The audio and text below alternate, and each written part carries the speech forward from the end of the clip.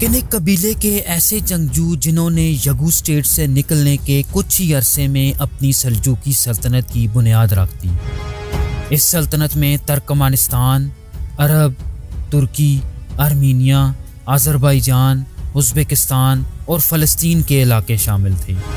एक ऐसी सल्तनत जिसने पूरी मुस्लिम उम्मत को एक मरकज़ पे जमा किया और इनके दौर में पहली दफ़ा मक्का और मदीना अरबों से तुर्कों के ज़ेरे कंट्रोल आ गए।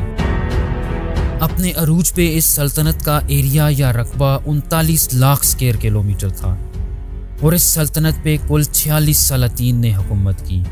व्यूवर्स, आज हम सल्जूक सल्तनत की फैमिली ट्री की बात करेंगे।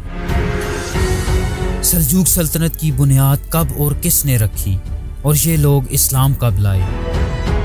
ये सल्तनत दो हिस्सों पर्शियन और रूमी सल्जूकी सल्तनत में क्यों बट गई और इनका आपस में क्या ताल्लुक था।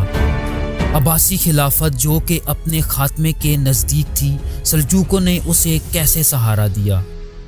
सलीबी जंगों में कौन से सल्जूकी सुल्तान ने सुल्तान सलाउद्दीन अयूबी के खिलाफ सलीबियों का साथ दिया। क्या सल्जूक और उस्मानी सलातीन का आपस में कोई ताल्लुक था।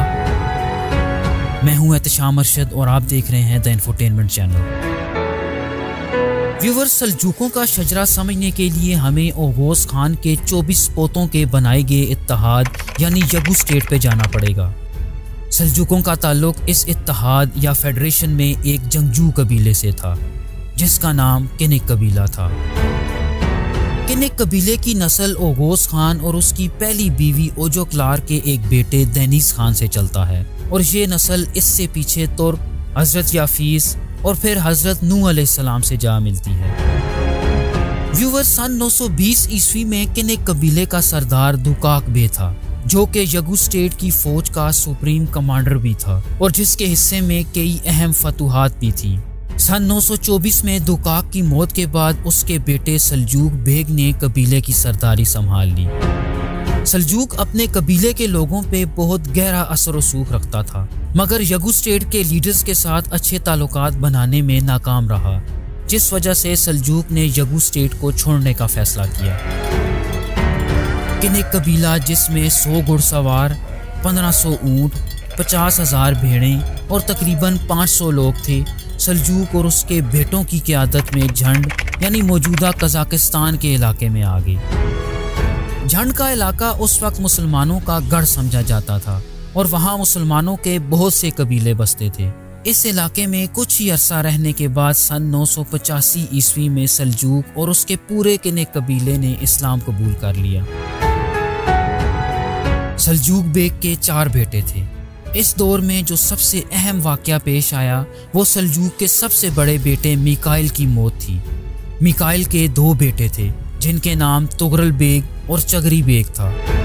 चूंकि बहुत छोटी उम्र में इनके वालिद का इंतकाल हो गया था तो इनकी परवरिश इनके दादा सल्जूक और चाचा अरसलान ने की। जवानी की उम्र में पहुंच के तुगरल बेग ने अपने इर्द गिर्द के कबीलों को इकट्ठा किया और अपने आसपास के इलाकों पे हमले शुरू कर दिए, जिसके नतीजे में ये लोग सन 1037 में खुरासान के इलाके में अपनी सल्तनत की बुनियाद रखने में कामयाब हो गए। तुगरल ने इस सल्तनत का नाम अपने दादा के नाम से सल्जूकी सल्तनत रखा था। सन 1055 ईस्वी में जब अब्बासी सल्तनत और इस्लामी खिलाफत बुया खानदान के कंट्रोल में जाने लगी तो तुगरल ने अपनी फौजें बगदाद में उतार दी और बुयस को बहुत बुरी शिकस्त दे के मुसलमान दुनिया का एक अजीम लीडर बन के सामने आया। चूंकि तुगरल की कोई औलाद ना थी तो उसकी मौत के बाद उसका भतीजा यानी चगरी बेग का बेटा अल-परसलान तख्त नशीन हुआ, जबकि चगरी की बेटी हतीजा की शादी अब्बासी खलीफा अबू जाफर से हुई। अल-परसलान ने सल्जूक सल्तनत को वसी करने का काम जारी रखा। इस सुल्तान के दौर में पहली दफ़ा बाज़ंतीनियों के दिलों में तुर्कों का खौफ पैदा हुआ कि जब अल-परसलान ने महज 12,000 जंगजुओं के साथ 3 लाख बाज़ंतीनी लश्कर को शिकस्त दी और बाज़ंतीनी शहनशाह रोमानोस को कैद भी कर लिया। इस जीत ने सल्जूकों के लिए अनातोलिया के दरवाजे खोल दिए। अल-परसलान ने सुलेमान वन को अनातोलिया का गवर्नर बना दिया जो कि उसका कज़न था। व्यूअर्स, इस पॉइंट पे सल्जूकी सल्तनत 2 हिस्सों में तकसीम हो गई। सुलेमान वन, जिसे अनातोलिया का गवर्नर बनाया गया था, उसने अनातोलिया जाके सल्जूक सल्तनत से अलग मतलब आज़ादाना तौर पे काम करना शुरू कर दिया और वहाँ अपनी सल्जूकी रूमी सल्तनत की बुनियाद रख दी। सुलेमान वन की नस्लें भी 2 पुश्तें पीछे सल्जूक बेग से जा मिलती हैं, जिसका मतलब ये है कि पर्शियन और रूमी सल्जूक आपस में कजन्स थे। सन 1072 ईस्वी में अल-परसलान वफात पा गया और इसकी वसीयत के मुताबिक पर्शियन सल्जूकी सल्तनत पे अगला सुल्तान उसका छोटा बेटा मलिक शाह बना। मलिक शाह ने बगावत के डर से अपने छोटे भाई तूतश को शाम का गवर्नर बना दिया। मलिक शाह के दौर में सल्जूक सल्तनत की सरहदें मशरक में चाइना से लेकर मगरब में बाज़ंतीनी सल्तनत तक पहुंच चुकी थी। मलिक शाह के दौर को सल्जूकों का गोल्डन एरा माना जाता है। इसी वजह से अब्बासी खलीफा ने मलिक शाह को मगरब व मशरक के सुल्तान का लक़ब दिया था। सन 1092 ईस्वी में मलिक शाह की वफात के बाद उसके भाइयों और बेटों में खाना जंगी शुरू हो गई। शाम में उसका भाई तूतश, पर्शिया में उसका बेटा महमूद, इराक में उसका बेटा बरक्यारुक, बगदाद में उसका बेटा मोहम्मद और खुरासान में उसके बेटे अहमद संजर ने अपनी अपनी हुकूमतों का ऐलान कर दिया। व्यूअर्स, जब पर्शियन रूमी सल्तनत खाना जंगी का शिकार थी तो उस दौर में अनातोलिया में रूमी सल्तनत पे सुलेमान का बेटा किलिज अरसलान हुक्मरानी कर रहा था। इस खाना जंगी के ठीक 37 साल बाद मलिक शाह का छोटा बेटा अहमद संजर सल्तनत के काफ़ी हिस्सों को इकट्ठा करने में कामयाब हो गया और पर्शियन सल्जूकों के एक सुल्तान की हैसियत से उभर के सामने आया। लेकिन उस वक्त तक सल्तनत अपने खात्मे के नज़दीक पहुंच चुकी थी।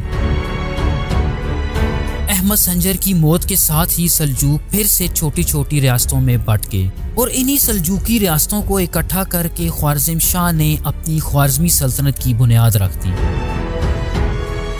व्यूअर्स, अब हम सल्जूकी रूमी सल्तनत की तरफ चलते हैं। रूमी सल्तनत के बानी सुलेमान वन की वफात के बाद जब किलिज अरसलान वन तख्त नशीन हुआ तो ये वही दौर था जिसमें सलीबी जंगें हो रही थीं। किलिज अरसलान ने 20 साल से भी कम उम्र में 3 दफ़ा सलीबियों का सामना किया और तीनों दफ़ा फतह हासिल की। लेकिन इन फतूहात के बावजूद सलीबी फ़लस्तीन को फतह करने में कामयाब रहे। इसकी वजह यह थी कि फ़लस्तीन उस वक्त सल्जूकों की बजाय फातिमियों के ज़ेरे कंट्रोल था।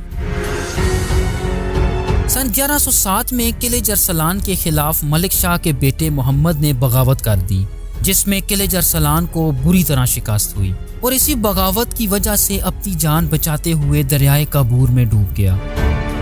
किलिज अरसलान के बाद तकरीबन 3 साल तक सल्जूकी तख्त पे कोई ना बैठा और फिर सन 1110 ईस्वी में किलिज अरसलान का बड़ा बेटा मलिक शाह तख्त नशीन हुआ।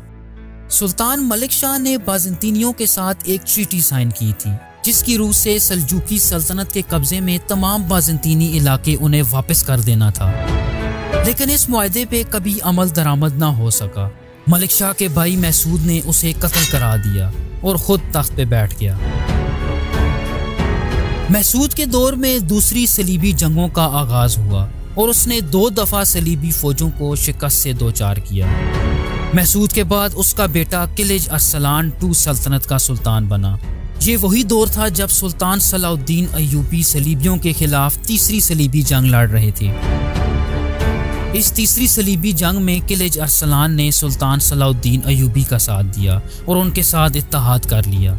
लेकिन इस इत्तेहाद के बावजूद अरसलान ने सलीबियों से भी वादा किया था और वो ये कि वो सलीबी फौजों को अपने इलाके से सेफ पैसे ही देगा, लेकिन ये वादा वो कभी पूरा ना कर सका। किलिज अरसलान सन 1192 ईस्वी में 77 साल की उम्र में वफात पा गया और अपने बाद अपने बेटे कैखुसरो को अपना जानशीन मुकर्रर कर गया। इसने एक बाज़ंतीनी शहजादी दौलत खातून से शादी की थी। तारीख में इस सुल्तान के 2 दौर मिलते हैं। पहले दौर में इसे इसके भाई सुलेमान ने महज 4 साल बाद हुकूमत से हटा दिया, जिसके बाद कैखुसरो अपनी बीवी के साथ बाज़ंतीनी सल्तनत में भाग गया। सुलेमान II ने अपने आसपास की रियासतों से कई छोटी बड़ी जंगें की और सल्तनत को वसी करने में कामयाब रहा। मशरकी अनातोलिया का इंतहाई अहम शहर इर्ज़ुरुम भी इसी के दौर में फतह हुआ। सुलेमान की मौत के बाद उसका बेटा किलिज अरसलान III अगला सुल्तान बना, लेकिन इस सुल्तान को हुकूमत के बारे में ज़्यादा पता ना था, तो कैखुसरो I ने बहुत आसानी से इसे तख्त से हटा दिया। तो यहाँ से कैखुसरो वन का दूसरा दौर शुरू होता है। मौरख ये लिखते हैं कि ये सुल्तान मुसलमान और क्रिश्चियन दोनों आइडेंटिटीज रखता था। कैखुसरो के बाज़ंतीनी शहजादी के साथ 2 बेटे थे जिनके नाम कैकस वन और कैकबात वन था। कैखुसरो वन का जानशीन उसका बड़ा बेटा कैकस वन बना, जिसके दौर में 5वीं सलीबी जंग का आगाज हुआ। इस सुल्तान ने सुल्तान सलाउद्दीन अयूबी के खिलाफ इस जंग में सलीबियों का साथ दिया और सलीबियों से एक इत्तेहाद बना लिया, लेकिन इस इत्तेहादी फौज को अयूबी फौज ने बाआसानी शिकस्त दे दी।